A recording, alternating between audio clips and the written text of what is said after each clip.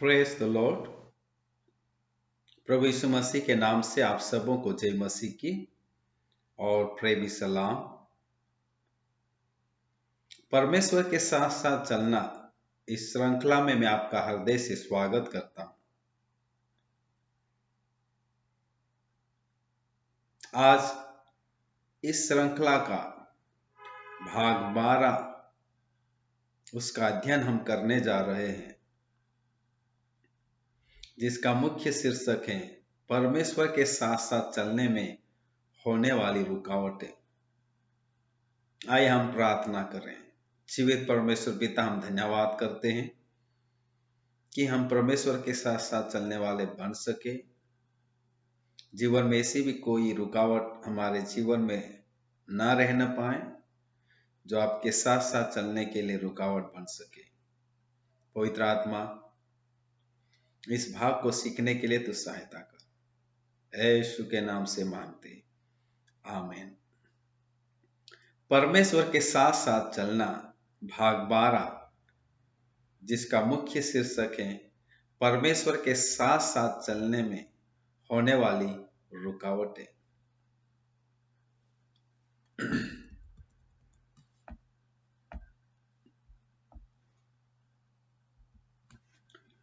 मसीह होने के नाते हमें यह भी जानना जरूरी है कि परमेश्वर के साथ साथ चलने में कई रुकावटें हमारे सामने आती हैं, जिनसे हमें सावधान रहना होगा। हमने इसके पहले और दूसरे भाग में 7 रुकावटों के बारे में सीखा था और इस भाग में 4 और रुकावटों के बारे में हम सीखेंगे। तो परमेश्वर के साथ साथ चलने में 8वीं रुकावट है अनाज्ञाकारिता का जीवन का होना। अनाज्ञाकारिता का जीवन का होना।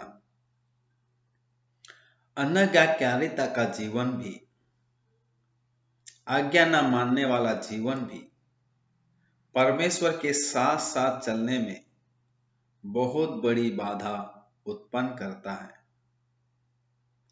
जैसा कि हम पहला सामुएल 15 अध्याय 10 से 11वीं आयत में लिखा है, तब यहोवा का यह वचन शमूएल के पास पहुंचा, मैं शाऊल को राजा बना के पछताता हूं, क्योंकि उसने मेरे पीछे चलना छोड़ दिया और मेरी आज्ञाओं का पालन नहीं किया। और पहला सामुएल 15 अध्याय 23 में शमूएल शाऊल राजा से कहता है, तूने जो यहोवा की बात को तुच्छ जाना, इसलिए उसने तुझे राजा होने के लिए तुच्छ जाना है। इन पवित्र वचनों के द्वारा यह बात स्पष्ट हो जाती है कि शाऊल राजा का परमेश्वर की आज्ञा के प्रति अनाज्ञाकारिता का जीवन ही उसके लिए परमेश्वर के साथ साथ चलने में बाधा बन गया। परमेश्वर के साथ साथ चलने में 9वीं बाधा इस प्रकार है, अपनी जिम्मेदारी के प्रति लापरवाही का स्वभाव का होना।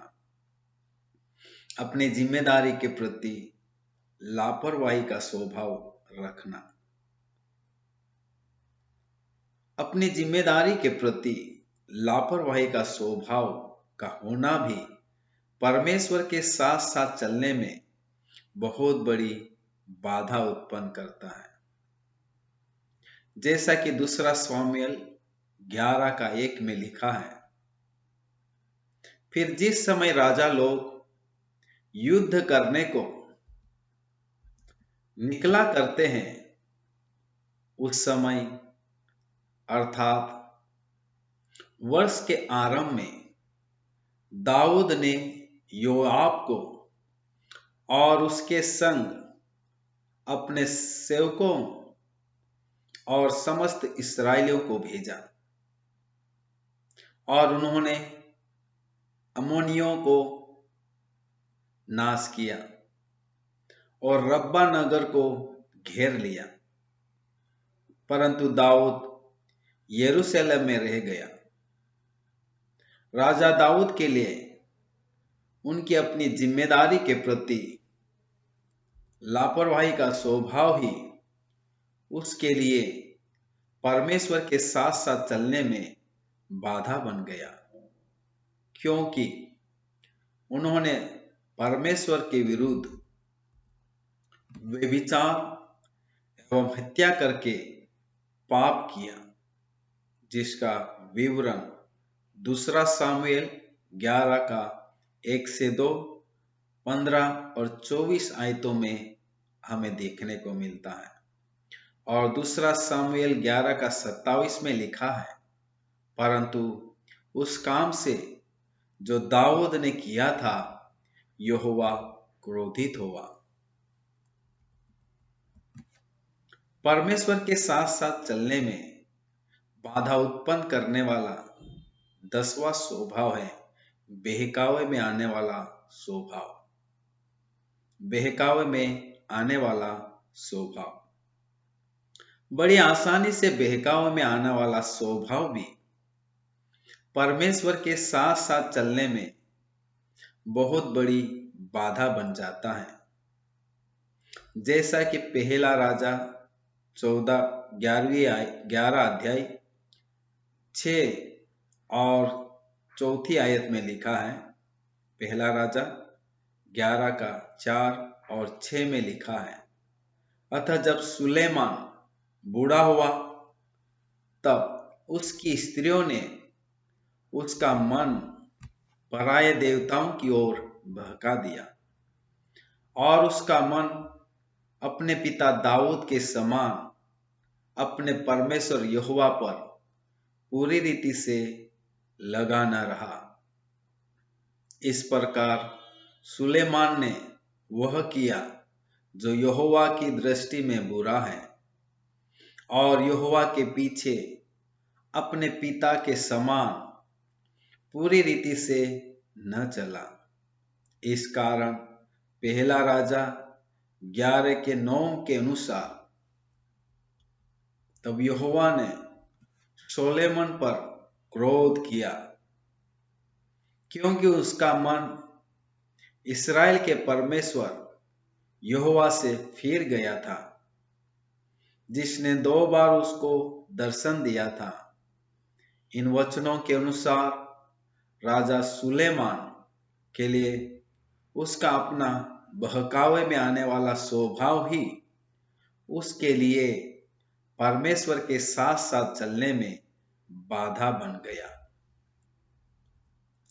परमेश्वर के साथ साथ चलने में 11वीं बाधा संसार एवं संसार की वस्तुओं के प्रति मोह रखने वाला स्वभाव। संसार एवं संसार की वस्तुओं के प्रति मोह रखने वाला स्वभाव भी परमेश्वर के साथ साथ चलने में बाधा बन जाता है। संसार एवं संसार की वस्तुओं के प्रति मोह रखने वाला स्वभाव भी परमेश्वर के साथ साथ चलने में बहुत बड़ी बाधा है। जैसा कि मत्ती 26 अध्याय 14 से 15वीं आयत में दर्शाया गया है।